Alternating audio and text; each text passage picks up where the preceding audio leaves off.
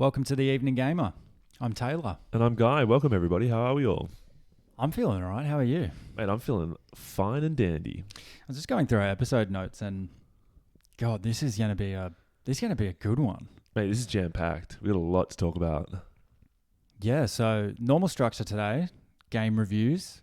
We're talking about Remnant 2 Remnant 2 and Baldur's Gate 3. Baldur's Gate 3 and everything that was, has been, and maybe will be.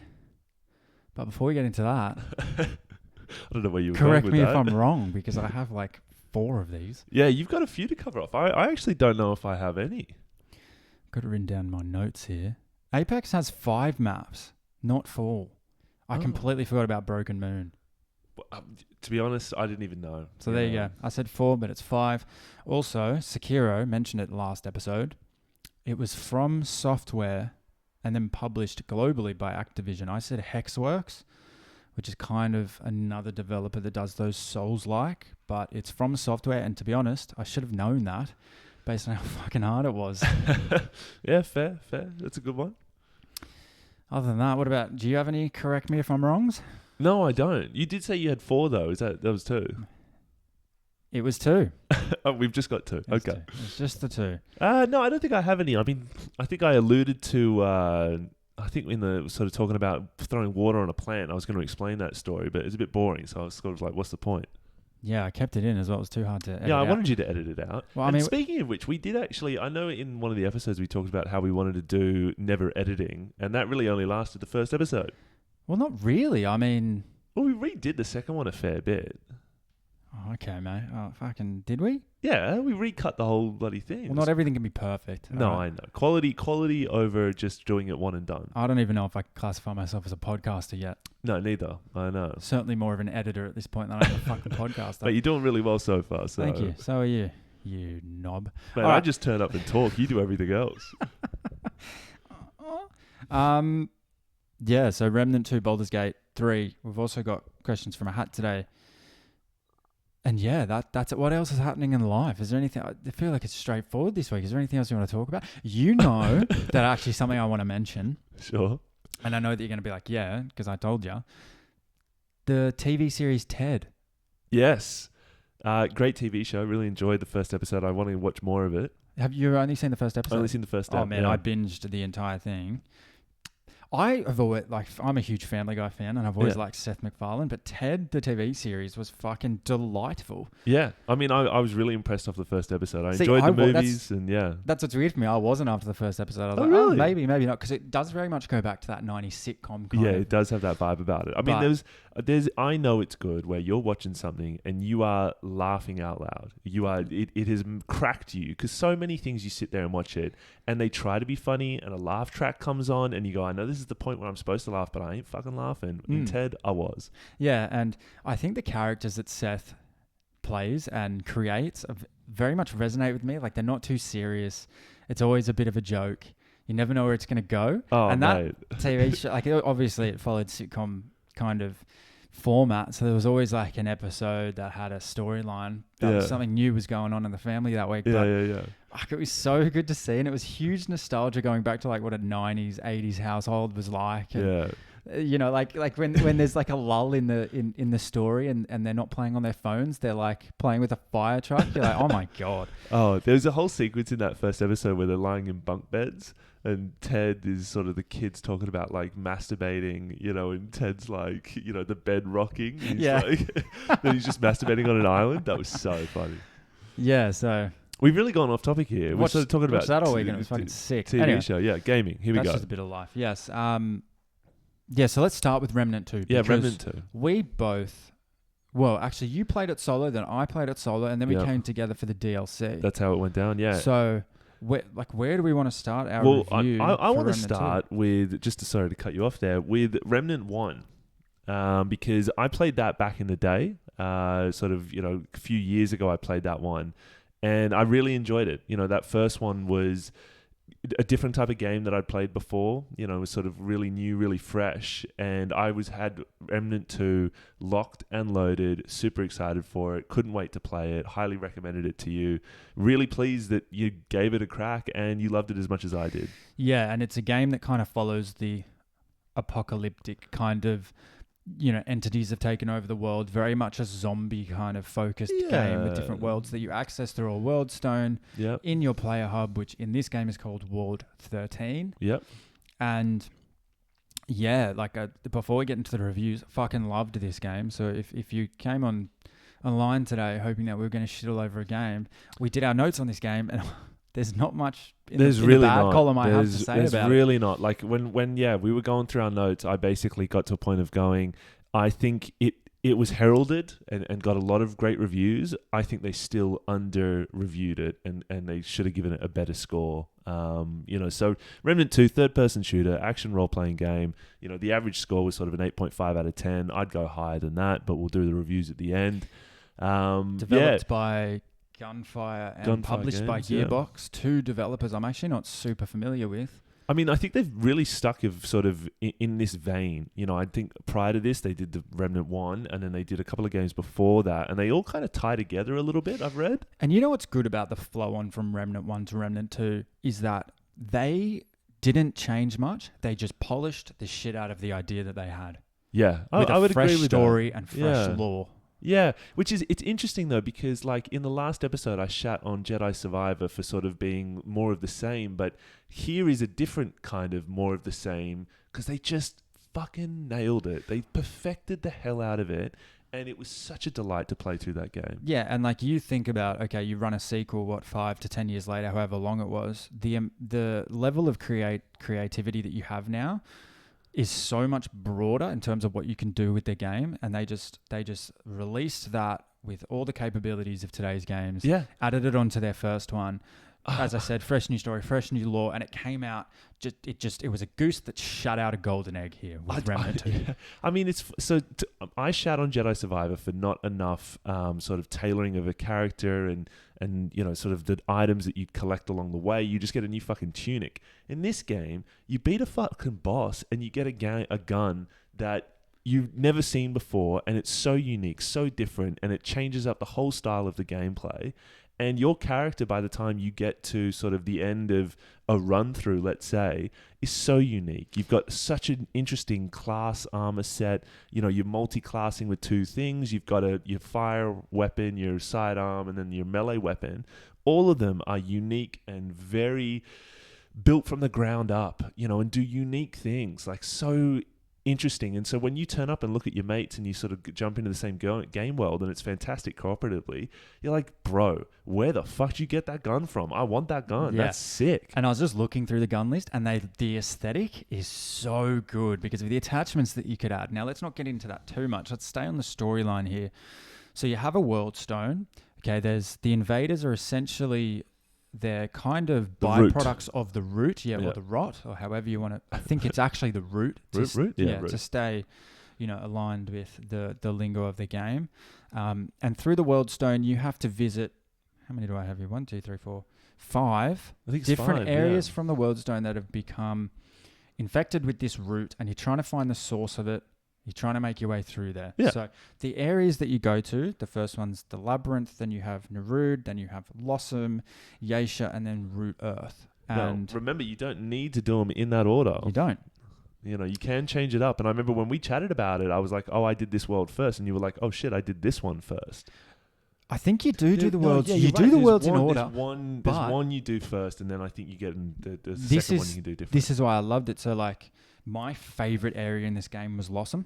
Yeah, which was the old towny kind of one. The Beatific Palace was the main huge quest line in there that had lots of variations. But we both started in different areas. We did, of Lossum. yeah. That's right. I mean, that's right. So every location has got two different pathways within it, and it's procedurally generated, so it changes up every time you play it. Correct. And how good, like, to keep how fresh a game can be in a gamer's mind. We've said it before, procedurally generated and done in this way was so good because you'd play through the whole game once and you'd verse different bosses, every corridor is different. You play it again, different again. And it's that replayability that then made it so when I played it through once, I wanted to play it through again to get more weapons, more guns, hear more of the story. Yeah, so is there anything particular you wanted to talk about first, or do we just go into what was your favorite area and what's something that stood out to you about this? Let's go straight into that. I mean, mine was Narud, with the futuristic one. I'm a bit of a sci-fi buff, and that area I remember loading into that area, and it's filled with sort of smoke, and you can barely see, and you're sort of the area is quite large, and you kind of go down these very Matrix-esque sort of dungeons. And it was so unique of an art style, and was such a pleasure to just walk through that world. I really enjoyed it, and that's the way in which they did that, of sort of having these different styled worlds. There's a jungle world, there's a futuristic world, there's an old timely town kind of thing. Kind of ticks different people's boxes. If you're a fantasy nerd, there's a place for you. If you're a sci-fi nerd, there was a place for you. Yeah, 100%. And Narud, I hope we're saying that right.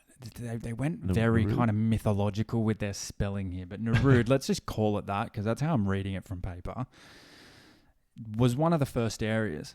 Yeah. And did you play this game by yourself first run through? I did, or did you have a car? So you played by yourself. So there were 4 or 5 first starting classes. I believe it was the handler, the medic, the hunter, and the gunslinger. Do you remember what you ran? I think I did sort of gunslinger and then did the handler number 2 afterwards with the dog for quite a while, yeah. How necessary is the handler when you're playing by yourself? Mate, the handler with the dog is fantastic until you get to a fucking boss which is flying or some shit and you get fucked up and the dog does shit. But let's talk about that because I think the handler class was recognition by Gunfire Games, thinking, okay, not everyone's going to be playing this co-op. Yeah. So how do we kind of give them a hand in game to make sure they can still enjoy it? The handler actually, as Guy said, has a dog that is capable of aggroing enemies to keep them out of your face and also healing you when you go down. So you do get 1 res from your dog. And I just think that kind of proves everything that we've already said about this, is that it was such an intelligent game, so well done to have that. Yeah, I think it was ingenious. Like the having different classes, the classes had different perks and abilities attached to them, and the fact that you discover classes in playing the game, and to discover some of these classes, they're so I think there was one class that was so niche and secretive. Somebody had to read the code of the game to discover there was a class hidden somewhere in this place. I think it was the summoner. Something like that, yeah. Like a random... You had to jump through so many hoops to unlock this fucking class. How many hours do you reckon you put into this game? A fair bit. I think I ran it through twice, and because I wanted to experience sort of both bosses for every area kind of thing. And then even after I did that, when me and you met up, we still had different gear. And I thought I'd gotten everything. I actually played this towards the beginning of my sabbatical of work. Right. You were like, dude, give this a go. And I was like, all right. Yeah. No, not really knowing what I was getting into. I hadn't really heard too much about Remnant 2 yet because I didn't play Remnant 1. Yeah. Yeah, mate. And I pumped hours into this. Like there were some days where I was at home and it was just 6 to 8 hour sessions. Jeez. Just because, and that's, that's what I love about these games is that there's an element that you have to Google what to do next on a quest. Yeah. But if you don't get the spoiler, if you don't look up the spoiler, it makes it so engaging, so much fun. Like I mentioned that my favorite area was Lossum, which was essentially this town that the root had ripped through, had pretty much murdered everyone. The kind of community that lived there, they were kind of like elf, zombie, bat kind of people. And some of them had joined forces to kind of try and fight against everything. You had to make your way through them. And the one reason I loved Lossum is because you could either get the town or you could get the Beatific Palace. And there were so many different side mini quests within that area. Yeah. And my favorite boss was actually one of the side quests. And I want to talk about him for a while. Okay. The Red Prince. Yeah, right. Yeah. I mean, because that's where you get the crown from. Well, this is what I loved about Remnant 2 is that the Red Prince, you had there were 3 different ways that you could interact with him that all led down a different quest path. Remember, so you could get the assassination dagger. Yeah. If you killed him with it, then you got a special piece of loot. Remember, you had to kill his soldiers, and if you got the coins, the soldiers dropped the soldier coins, then you could offer them to him, and he would actually kill you, and then you'd come back, and it would be like a different side mission, different side quest, and like that. Just made me want to do all 3 of those alternative endings with him. Yeah, and nice. I think that speaks to why this game is so fucking good, is that it's like you don't just finish the game, you're like, all right, well, I'm done. It's like, no, actually, I'm going to jump on Extra Life or Wiki and figure out what I did and what I can do next in the same area. And I spent hours upon hours in Lossum doing that. I think that's like, it's Remnant 2 with their changing of sort of certain story beats and elements with the randomly generated, procedural generated stuff, and then how you interacted with the world. It was enough of variety to keep you interested, to have different outcomes, but it wasn't too much. And I'm saying that because later on when I do Baldur's Gate 3, I feel like sometimes games, you can be overwhelmed with decisions. Yeah, and the reason why you're overwhelmed is because the game goes, if you choose this path, you can't come back. Yeah. Whereas Remnant 2 didn't do that. Like they installed and created a reroll system that was perfect. Yeah. Like the re-rolling made it, maybe it was a little bit of work if you had to go through an area you didn't. I was going to say like that. I too mean, much. like, you know, if we're going to look for grievances, I remember there was one section where I accidentally killed a fucking doe, and that was like the boss area thing, and you had to replay the whole goddamn area to try and get the gun thing. And I was like, I'm not bothering to do that. Which is actually something we should probably talk about when it comes to this new style of game that's like alternate ways to interact with NPCs, and very much your decision making along the way influences how the game plays out for you. Yeah. And I mean, I think a game that we're just going to continue using as a benchmark is Elden Ring. Yeah, probably. Because as I've already said in a previous episode, it's something that I know a lot of the gamer base have played. And it's a perfect example of like the different quests and how you interact with people and how it affects the quest line that you're on. If you kill a boss without interacting with that quest, it can end that quest line. So I don't think you could purposefully do a whole quest on either Remnant 2 or Elden Ring without Googling a little bit. Now, is that bad? I mean, should there in these games be a spot where it's almost like, say at Ward 13 and Remnant 2, you had a journal there that kind of kept track of all these little things for you? Yeah.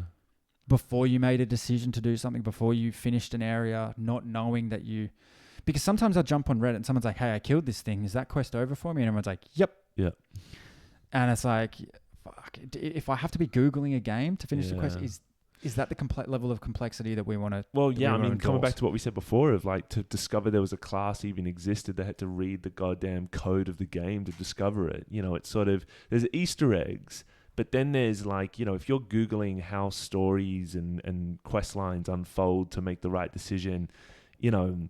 There's a replayability to it, but you wouldn't know if you didn't kind of Google it. But then there's those people who are sort of, what if I did this? You know, so it's different strokes with different folks, I kind of think. Yeah, and I think pros and cons to both, because I remember when I was in Yasha, the area there, it's very much a foresty area. Yeah. And obviously with all these games, you go into different areas and dungeons and you pass through, you kind of like traverse the mist kind of thing, and you end up in a different area, and then you have to come back to the main area to access the other different dungeons. There was once I entered a dungeon, killed the boss in that dungeon, came out, and in Yasha there was a Blood Moon event going on. That's right. I remember the Blood Moon. Yeah. And I looked up and I was like, why does the environment's changed? Yeah. The cinematic experience here has changed. How good? What does this mean? Did a quick Google, and it's like, yeah, every now and then at random, you'll get a Blood Moon event in this area. And if you kill particular enemies that are only available in this Blood Moon event, you'll get blood tears, and you can spend that on loot. You can buy something with it, yeah. And how fucking good. It's the same thing. It's like now you're jumping into dungeons hoping for a Blood Moon when you come out. Yeah. I think the fact that it was randomly generated of you just, pop out and it's different, it was so great that it's not like spend $15 to get a new area, like unlock a fucking DLC or whatever. Which maybe we should talk to the DLC because we did play that together. And, you know, I think we've mentioned it previously on the podcast that we did do this, and we did want to do an episode on it. So The Awakened King was what it was called. Just before we get on to DLC, is there a boss that kind of stands out for you throughout the... kind of base game that you did as a single player? Base game. I remember there was one guy that just there was probably two that really stuck out. There was in Nauru the sort of this giant, almost big toe looking dude who just like ate his way towards you and kind of underneath the ground. I remember fighting him was sort of quite a lot of fun.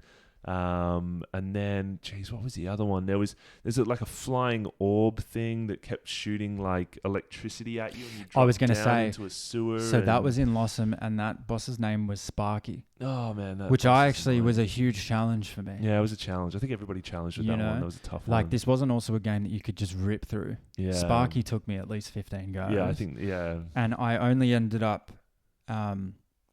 beating him with a slight respec. Yeah, which was like, you did have to respec a fair bit. Yeah, I needed a life steal attachment on my Blackmore, the AR, and I needed to use the cube gun because it absorbed electricity. Yeah. And like, love that as well. And this is something that could either be a positive or a grievance for different gamers, because it was kind of like when we spoke about Melania. You needed to go away and be like, what amulets am I going to use? What attachments am I going to use? How's that going to serve me? Yeah. And I actually really like it when a game makes you do that as a gamer. You need to be adaptable. I think so. Like, the fact that there isn't like a tome or a journal in your settings that says this boss's weakness is da-da-da-da-da-da. You're then having to figure out what weapon set that you actually own, that you've uncovered or discovered through your journey, actually nullifies this boss's abilities or does most damage against it. And so you are then forced to respec, and the respecking, or hell, even the mods in the game, another ingenious element of going, okay, here's a little fucking add-on attachment to your weapon. Now it bloody shoots fire or something, and it's so satisfying to come across these things and go, what does this do? How does that do it? And it changes how the gun looks. So in the last podcast when we did, what was it? Questions from a hat. We go, what was the gun that you were most sort of excited for? And there was, I think I got the name wrong, so I do have a correct me if I'm wrong. It was Alphilion was the gun that I was talking about, and it unleashes the power of a dying star. And you can then corrupt it. And this gun looked so cool. You'd pull it out and put it on and shoot it in the firing range. And it's got these hands that are around a black star. And it looks sick. It looks so cool. Love that. And just also as well through Lossum, like there was the Queen of the Night or whatever that had the deer that would jump on the roofs that would randomly jump down at you. And you could find her sleeping in a different area. And if you killed her with like the dream catcher, it would give you another separate part of loot. It was just such a good, like, little Easter egg game where it's like if you did something a particular way that, none of your gaming friends might have done, you may have ended up with a piece of loot that they didn't have. And I think that's what gaming is all about, It encouraged you to go down every hole, every little drop, to discover every little area. You wanted to do it. You were genuinely curious to where you would go and where it would take you. Let's talk about the DLC, because I remember when we finally jumped on and started doing some of these re-rolls together, I very much discovered that you're a scrap gamer. A loot goblin. So I'd be running through like the back areas of like Nauru, just starting to kill the enemies, and you'd be fucking breaking pots and stuff trying to get and I started to call it sweet scrap. I started to call it scrap sessions with Guy. Literally. You destroyed every pot that was there in order to get that loot. I think I have like OCD with those things. I don't know, it's weird. You like see one at the back, like in the rearview mirror, like I gotta go back 2 streets. I missed a pot. I gotta break that thing. Shitty little chest there.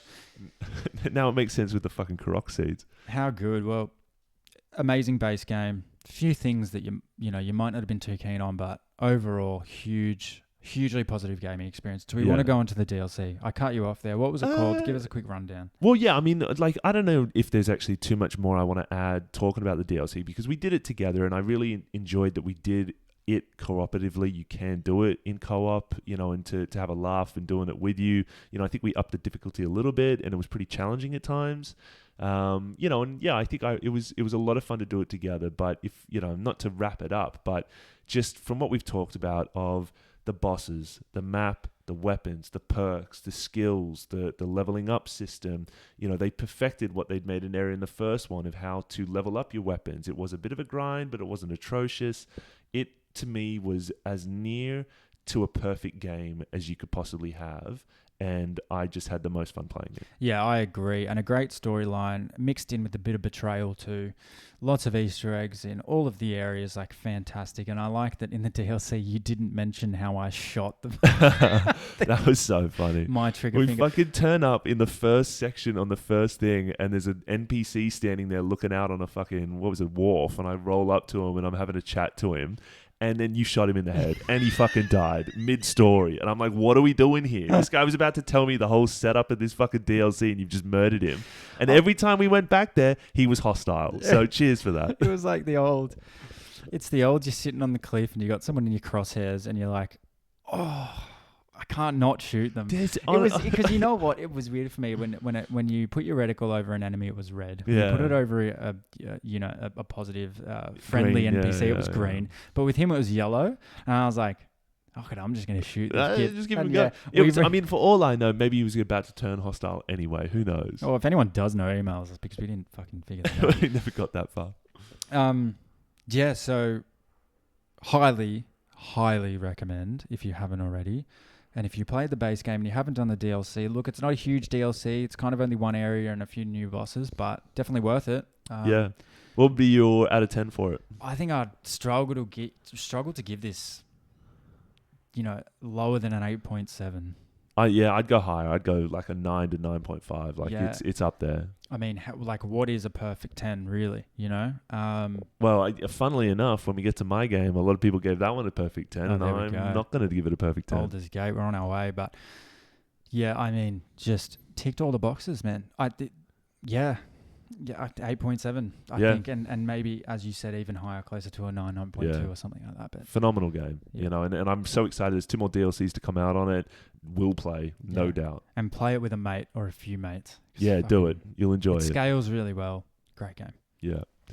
So Baldur's Gate 3, are we? You passing it over to me? Am I hitting this one off? Let's do it, man. Oh, because I haven't played it yet. Yeah, but I do know a lot about it. Baldur's Gate 3, game of the year last year. Everybody knows it. RPG, Larian Studios. Many reviews gave it, perfect 10 scores. Phenomenal.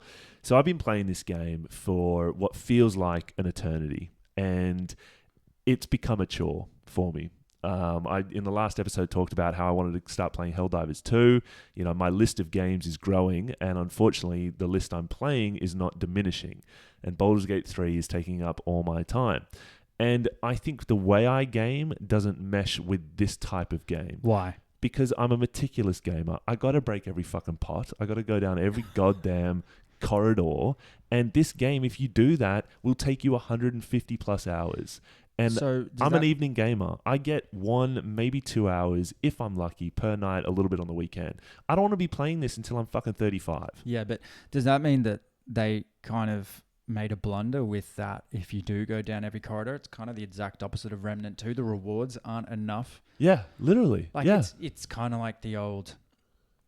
It's kind of like the old Zelda problem. You find a chest that's hidden, and there's like a fucking... just a piece of like you get a sword that's going to break after 10 hits or something. You're like, why did I come here? Yeah, so in this game, you go down some rabbit holes, and sometimes you end up in a whole new area, and there's a boss, and you get like maybe a couple of cool items, but it's such an undertaking. And we've talked about this before, of being excited to play a game.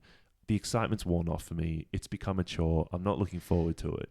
Is there any creativity in Baldur's Gate 3? Can you much settle down somewhere and build a house? No. It's not like that kind of game. No. So it's a pure RPG. You're with a whole 10 companions. You get to pick and choose. There is a little encampment that you go back to, and you're just going through this story unfolding in this Dungeons and Dragons universe. I was going to say Final Fantasy, but no, Dungeons and Dragons style kind of universal existence. There's 12 classes, 46 subclasses, skills galore. It's turn-based combat, so it's not sort of live combat where, it's sort of everybody takes a turn. And there's a lot of sort of reloading, so a lot of gamers talk about you save just before you go into a fight, because if it doesn't go your way, you load it back and do the fight again and fix your errors. And so because of that, you then are often just constantly going back fights to then perfect it and do it better. and you end up doing the same fight multiple times. So when they talk about it takes 153 hours, I don't even know if that's contributing how many times you're reloading saves to do it again and do it right. 153 hours to finish a base game. Literally, yeah. That's three times more than it needs to be. Elden Ring obscene. was 55 hours. Yeah. Without going down all the side quest plot holes. It's huge, and I did the class build, like major character, and I started playing it. The opening cinematic is sick. Like, absolutely got me hyped into the game. Start playing the game, you're exploring, you're sort of going all over the shop, and it's just a slow burn in Act 1. What about the mechanics? I mean, the turn-based combat ticks the boxes for some people. If you've ever played XCOM, that's done sort of really good turn-based combat. But the turn-based in this, because it's so open and it's not tiled, so you sort of don't have like a chess game. Like XCOM's like a chess game where everything's tiled, where you move pieces on a board kind of thing. Whereas this one, there's like free movement flowing. Characters can fly, like, high ground, low ground. There's so much variety, flexibility in the combat system. And then once you come out of the combat system, then you're free walking to your next quest. When you say turn-based, do you mean the enemy has a go, you either successfully dodge or parry, you don't, and then it's your turn? Literally, yeah. So, do you think that this is a game that is trying to train you to play? Do you know what I mean by that? Like, I don't think it's like trying to train you. It's just that's the style they've gone for of how it works. And some people love it. Some people really get amongst it. I'm coming to the conclusion that it's not really my style so much. Like, I enjoyed XCOM, and it's such a weird thing to like this game to be game of the year, 10 out of 10. Everybody raved it, and I was so hyped for it to now be playing it, and it's like I had higher expectations. I'm getting a very World of Warcraft vibe here, which is like this is going to be a game that you're only going to play. What do you mean only going to play? Like you talk to some gamers and they identify as like a WoW gamer, right? Like that's what I play. It seems like Baldur's Gate's trying to do that. This is going to be your main title for the next 2 years, kind of thing. Sort of. I wouldn't go so far as to say next 2 years, but yes, I see what you're saying of going, it's an undertaking. It's a commitment. It's going to be a sort of a weeks on end commitment. If, unless you've got days in and out, you can commit to this. But anybody with a full-time job, good luck to you. Yeah. Is the juice worth the squeeze on this game? Because that's kind of the vibe I'm getting from you here. Mate, it's a great question. It wants you to grind. It wants you to put in the hours. It doesn't sound like it's willing to give you the rewards and the juices for your labor. Yeah, I mean, like, you go down a dungeon, you fight some fucking witch person, it takes forever, and at the end you get a staff that ain't that good that you don't really want to use. Is this game suited to the evening gamer then? Because it's sounding like it might not be. It's for the ultra gamer. It's for the it's in my blood. I play all day, every day gamer. I'm sort of in fucking school holidays. I don't know. So then what is the criteria for game of the year then? Because this got game of the year. Well, I mean, and on what premise? Because if they're judging games, and we mentioned this in a previous episode, that these things could be rigged. Like, game of the year could be very much rigged. Are they listening to the gamers? Or is it that Baldur's Gate came out, it was a hugely complex game, it took them ages to develop, it got a lot of interest at first, and they were like, righto, game of the year. I think, like, I don't want to. We can't get into the conspiracy theory of going, these game of the year awards are bought and paid for. No, not at all. But I think so. Like with Remnant 2, I think same as back in episode 1 when we were talking about what is the definition of a good movie, and does it have all the hallmarks? Does it tick all the boxes? I think Baldur's Gate 3, hypothetically, yes, ticks all the boxes. It is a sprawling game. It's fantastically done. It's got intrigue. It's got story. It's got unique characters. It's got world building. It has all the elements, but it just is not for me. It's not my style of game, and I've become bored with it. And that's on me, you know. And I know there's probably a lot of listeners out there going, Guy, like, you know, keep going. It gets better, you know, persist with it. But I dropped it for 4 days because my life got hectic, and then picked it back up, and I'm in the Underdark. I have no idea where I am, what I'm doing, what the story was. I've lost track of it, and I'm just looking at it going, I don't know if I can be bothered to fight my way out of this fucking lair to get back to some semblance of the real story that's going on here. And the whole time I'm looking at people playing Helldivers 2 going, I fucking want to play that game. That looks sick. I can pick this up at any time and look at it. Exactly. So Baldur's Gate 3, just to wrap it all up in a bow, yes, it deserved Game of the Year. Sure. There's an argument for that. You know, I won't do it a disservice. Was it a perfect 10? Not for me. You know, I'd probably put it in the realm of an 8.3. It's solid. It's strong. I just don't have the hours in my life to play a game.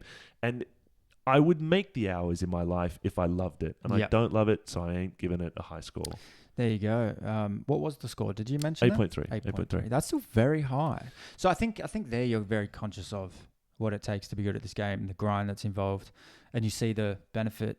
You know, you've enjoyed it a little bit. You know it's a good game, but you're just saying that it's just too fucking much. It's too much, yeah. And I Googled it just to kind of try and trick myself back into enjoying it, and just Googled, like, is anybody else bored with this game? And just, like, found it a chore. And I found a Reddit chat where everyone was like, yeah, like, you almost feel sort of almost, what would be the word for it? Imposter.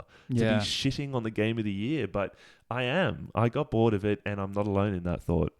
There you go. info@theeveninggamer.com.au. If you have a review, I thought you were going to say, if you want to rinse Guy on his opinion, email in. If you have a review or a few paragraphs either agreeing with Guy here, oh, you are doing or that, disagreeing, I'd be, as someone that hasn't played this game, I'd be willing to read that. Yeah. And give you the airtime to see if we can get a bit of the community's involvement here, because it sounds like that this wasn't kind of a slam dunk. It sounds like they might not have pandered to the evening gamer, the average gamer. And I want to hear from the community out there if what you're saying resonates with you, or if that maybe your personality here in terms of things having to be perfect is maybe coming through a little bit on this game. I think it's like, this is it.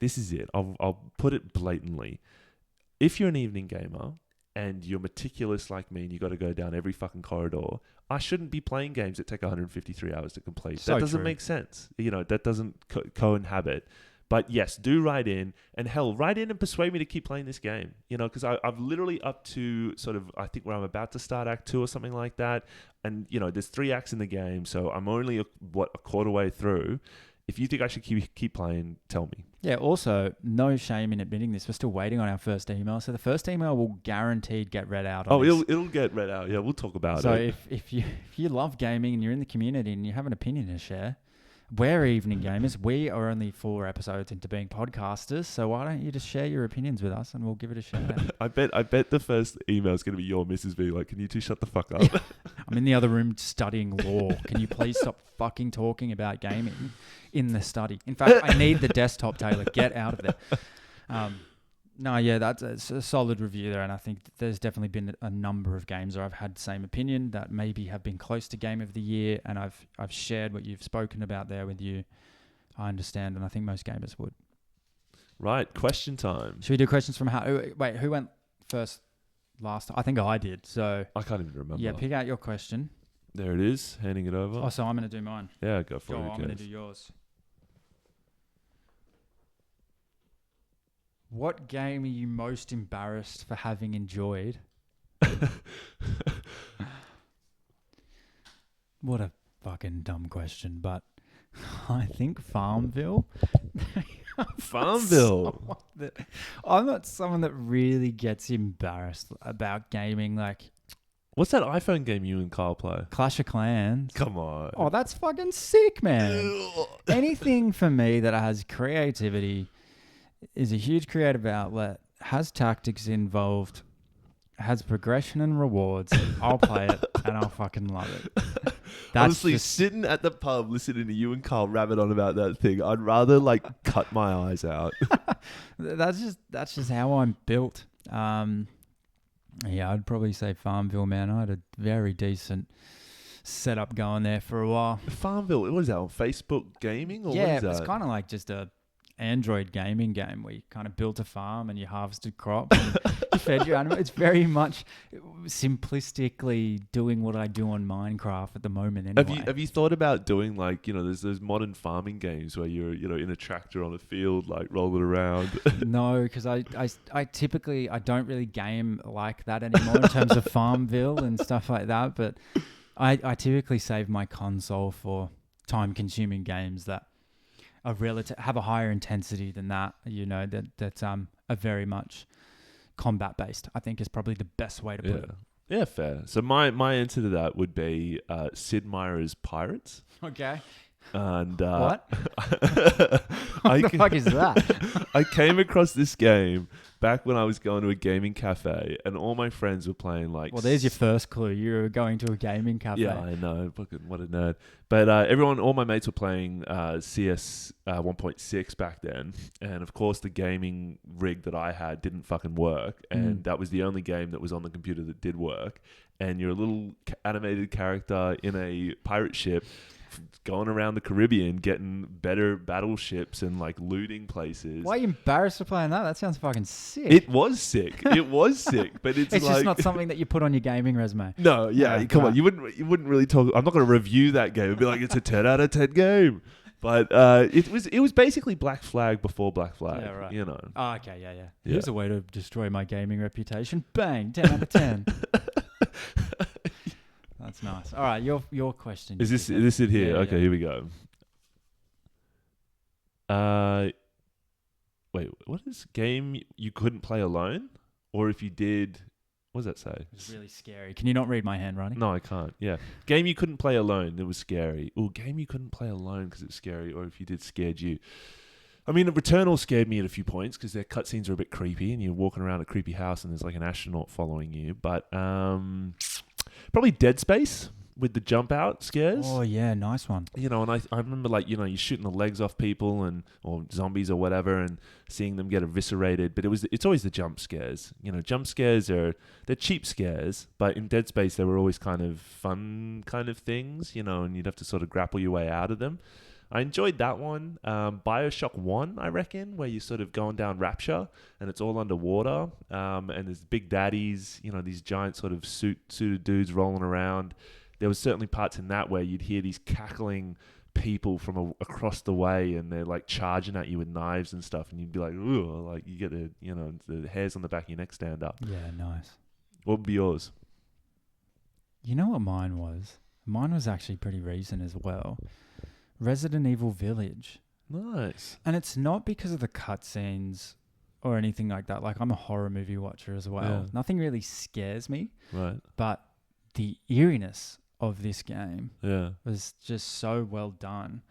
Like, there's this one stage where you have to go to this empty house that's being haunted by a series of dolls. Right. And there's just real weird shit going on in there, man. Yeah. And there's like times you have to crawl through really small spaces to get away from like overgrown baby worms that are chasing you, wanting to swallow you whole. Oh. You have to hide under beds. And every time you get out of a scene like that or a particular playthrough like that, you're in the next area and it's quiet at first and you're like, oh, God, what's going to come out here, man? Like what? And things like fall off the walls and like just weird shit like that happens. And if you're sitting there playing at night with a headset on, I was like, this is good. This is completely engrossing me in this environment. And I'm right there with my character in the game. And it's just like, it's like one of those games that I don't think it would ever come close to a game of the year, Resident Evil Village, but it did what it does so well in that game. I have played a couple of the Resident Evils and do enjoy them. They are solid, and I love the fact they've gone back and redone some of these earlier ones. I haven't played them myself, but like some of those early Resident Evils, a little bit dated now. And when they do a refurb of an old dated game, you're often like, okay, like yeah, you've modernized it, but not really. But they fucking modernized the shit out of it. They did, and also I think Resident Evil goes way back when there wasn't a lot of gaming content online. You couldn't really Google what to do next. Yeah. Like we're talking early 2000s. I remember a couple of the Resident Evils I had to put down because I was like, I don't know where to go next. Like this is back where you had to go into EB Games and buy a guided book. That right. you know what I mean? Yeah. So yeah, the fact they've made remakes now with all this more, accessible information is I think really, really good. And it just keeps the hype around their brand. I think Resident Evil is going to be a brand. Oh, it'll stand That's around for be, a long time. It's phenomenal. I was the question you shat on my question before, and I was tempted to give you one of your favorite cinema based on a video game. So TV show or movie based on a video game. And the Resident Evil movie, that first one, did you ever see that first one back in the day? I think I might have, yeah. Mila Djokovic or whatever her name is. And she's like that whole sequence where the lasers go through the black guy and he just gets cube cut. Oh my God. Stuff like that, yeah. Burnt into my brain. It's like a shock element of it. Oh, yeah.